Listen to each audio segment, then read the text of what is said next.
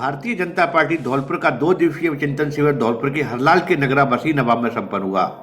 बैठक में आगामी विधानसभा मिशन 2023 में धौलपुर की चारों सीटों पर भारतीय जनता पार्टी के प्रत्याशियों को विजयी बनाने एवं राजस्थान में भाजपा की सरकार लाने के लिए चिंतन शिविर का आयोजन हुआ। 2 दिवसीय शिविर में 8 सत्रों में विभक्त किया गया। सत्र के पहले दिन भारत माता के चित्र पर माल्यार्पण कर दीप प्रज्वलित कर धौलपुर से प्रभारी लोकेश चतुर्वेदी एवं जवाहर सिंह बेडम, जिला अध्यक्ष श्रवण वर्मा एवं पूर्व विधायक बाड़ी जसवंत सिंह के आतिथ्य में शुरू हुआ। धौलपुर के सह प्रभारी लोकेश चतुर्वेदी ने कहा कि सत्ता और संगठन में अच्छा सामंजस्य ही भारतीय जनता पार्टी की नीति है। मोदी जी के नेतृत्व में भारतीय जनता पार्टी विश्व की नंबर 1 पार्टी बनी है। हमें जनता के अंतिम व्यक्ति का भी ध्यान रखना है। जिला महामंत्री सत्येंद्र पारासर ने चिंतन शिविर के बारे में बताया कि चिंतन शिविर से कार्यकर्ताओं में जोश का संचार होता है। उन्होंने बताया कि शिविर में पूर्व मंत्री जवाहर सिंह बेडम ने कहा कि हर देश की वर्तमान सरकार ने आम जनता की कमर तोड़ दी है।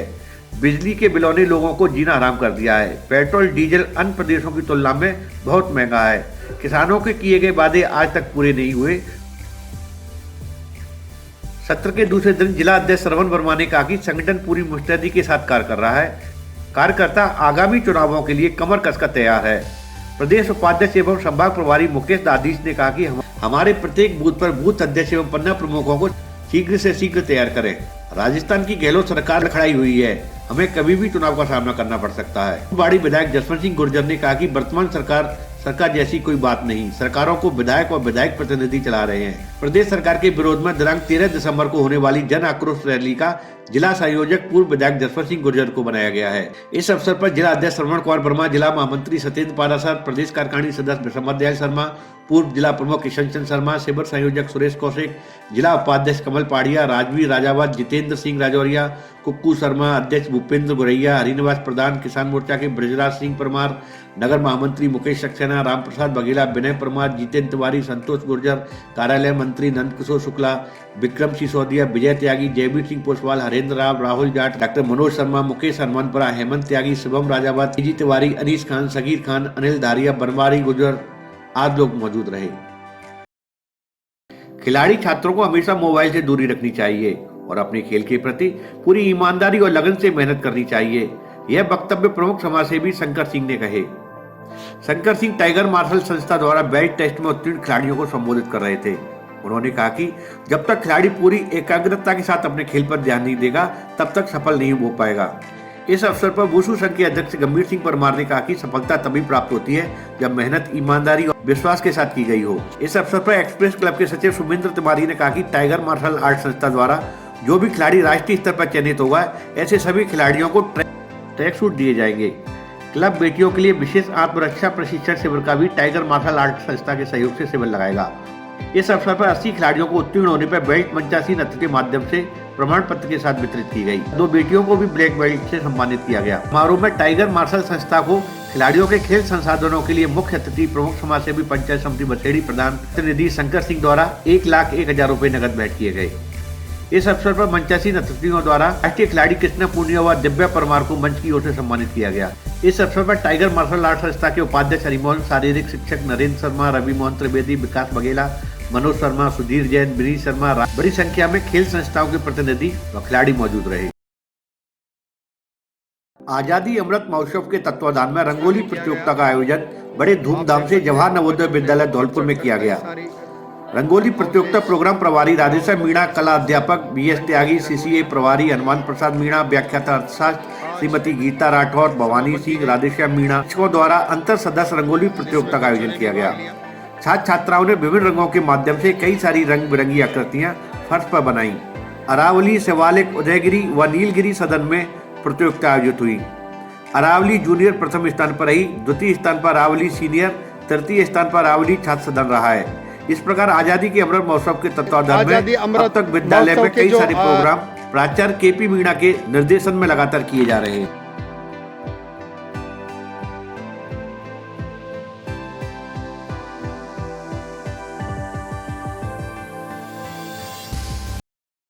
धौलपुर जिले के दौरे पर पहुंचे अखिल भारतीय कांग्रेस कमेटी के राष्ट्रीय प्रवक्ता मोहन प्रकाश ने प्रेस वार्ता कर कहा कि मोदी सरकार देश को खोखला कर रही है और भाजपा की जन विरोधी नीतियों की वजह से आम जन त्रस्त है। राष्ट्रीय प्रवक्ता मोहन प्रकाश ने केंद्र सरकार पर आरोप लगाया कि भाजपा नेता राष्ट्रवाद का मुखौटा पहनकर देश को खोखला कर रहे हैं। जगह पदयात्रा हो रही है और कल धौलपुर जिले में भी कल पदयात्रा हुई है। और राजस्थान के से लेके केरल से लेके हर राज्य में ये पदयात्राएं करके हम जन जागरण करके लोगों को बोलबल कर रहे हैं। और 12 दिसंबर को दिल्ली में द्वारका में सेक्टर 10 में जो रामलीला मैदान है, उस रामलीला मैदान में इस देश के हर कोने से कांग्रेस जन इकट्ठा होगा और इस महंगाई के खिलाफ, मोदी सरकार के खिलाफ हल्ला बोल करने का कार्यक्रम शुरू होगा। क्यों? क्योंकि 250 रुपए, 230 रुपए, 220 रुपए सरसों का तेल गिरा। और भी 5 महीने पहले, 4 महीने पहले जब आप पत्रकारों ने श्री तोमर जो कृषि मंत्री हैं उनसे पूछा तो श्री तोमर ने कहा कि हमने मिलावट रोक दी है इसलिए दाम बढ़ रहे हैं। तो 5 महीने में एक उदाहरण तो बताओ। और मैं आपको जानकारी दे रहा हूं कि ये सिर्फ 6 बड़े लोग हैं जो इस देश की सारे तेल व्यापार को कंट्रोल करते हैं और 6 लोग मोदी सरकार को लाभ पहुंचाने का काम कर रहे हैं। और यही वजह है कि दाम नहीं घटे। पेट्रोलियम पदार्थ है,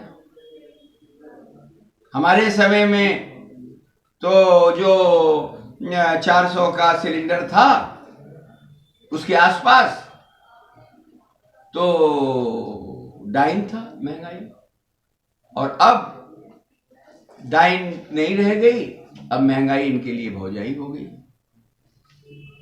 दाल छोड़िए, ये डॉक्टर साहब बैठे, दवाइयां आप मार्क करिएगा कि आज आप दवाई खरीदिए, उसी दवाई को 2-3 महीने बाद खरीदिए, मालूम पड़ा 30 रुपए 40 रुपए उसके दाम बढ़ गए। ये सब तो बहुत अति आवश्यक जीवन उपयोगी चीजें हैं जिनका मैं जिक्र कर रहा हूं।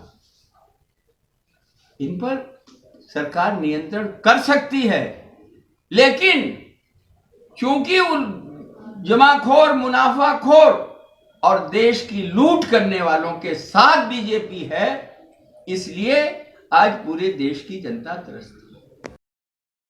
अब 8वीं में फेल होने पर नहीं हो सकेंगे प्रमोट। ऐसे विद्यार्थियों को परीक्षा देकर पास होना अनिवार्य होना होगा। राज्य सरकार ने गजट नोटिफिकेशन के जरिए बदलाव किए हैं।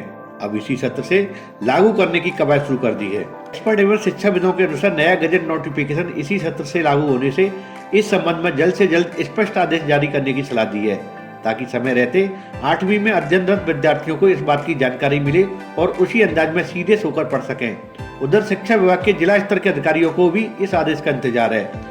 शिक्षा के अधिकार अधिनियम के तहत 1 से 8वीं तक के बच्चों को फेल नहीं करने का नियम है, हालांकि इसमें ग्रेडिंग निर्धारित होती है। अब 8वीं कक्षा के लिए अब नियम बदल गए हैं। केंद्र व राज्य सरकार का गजट नोटिफिकेशन के जरिए बदलाव किए गए हैं। 16 सितंबर 2020 को गजट नोटिफिकेशन जारी हुआ था। इसमें बताया था कि 8वीं में अब विद्यार्थी फेल भी हो सकेंगे। इस संबंध में केंद्र सरकार ने अधिसूचना जारी की थी।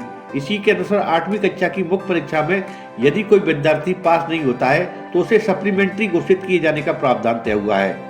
सप्लीमेंट्री परीक्षा का आयोजन 60 दिन के भीतर होगा।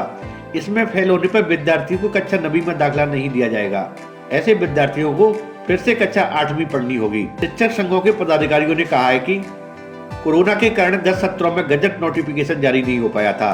हालांकि अब इसी सत्र से लागू होने की चर्चा चल रही है, लेकिन सरकार एवं शिक्षा विभाग को जल्द से जल्द स्थिति स्पष्ट करनी चाहिए, ताकि विद्यार्थी, अभिभावक एवं स्कूल के शिक्षक भी असमंजस में नहीं रहे। बाड़ी शहर के राजकीय उच्च माध्यमिक विद्यालय में शनिवार को राष्ट्रीय सेवा योजना का 1 दिवसीय शिविर प्रधानाचार्य हरिओम सिंह सिकरवार की अध्यक्षता में आयोजित किया गया। इस शिविर में कार्यक्रम संयोजक शरण बिहारी पारासर ने टीम वर्क कार्य को लेकर सेवकों के 5 ग्रुप बनाए, जिन्होंने अलग अलग जगह जाकर विद्यालय परिसर की साफ सफाई की। विद्यालय के गार्डन में सफाई कार्य के साथ मिट्टी की गुड़ाई का कार्य कर फूलों की नवीन पौधे लगाए। कार्यक्रम के अंत में प्रधानाचार्य हरिओम सिकरवार द्वारा सभी स्वयंसेवकों को सेवा कार्य से होने वाले सामाजिक विकास को सूक्ष्मता से समझाया गया, साथ में सेवा कार्य करते रहने की सलाह दी। इसके बाद सभी स्वयंसेवकों को स्वल्पाहार दिया गया। कार्यक्रम के दौरान ओम जी, मुकेश शर्मा, अमर सिंह मीणा, मोहम्मद साकिब सहित स्कूल स्टाफ मौजूद रहा। जिला शिक्षा अधिकारी माध्यमिक अरविंद कुमार शर्मा ने बताया कि जिले के 150 स्कूलों की एनएसपी पोर्टल पर केवाईसी प्रक्रिया पूर्ण हो गई है। उन्होंने बताया कि 29 नवंबर को भी डीईओ माध्यमिक कार्यालय में कैंप रहेगा, जिसमें उच्च अधिकारियों द्वारा मौके पर ही समस्याओं का समाधान किया जाएगा।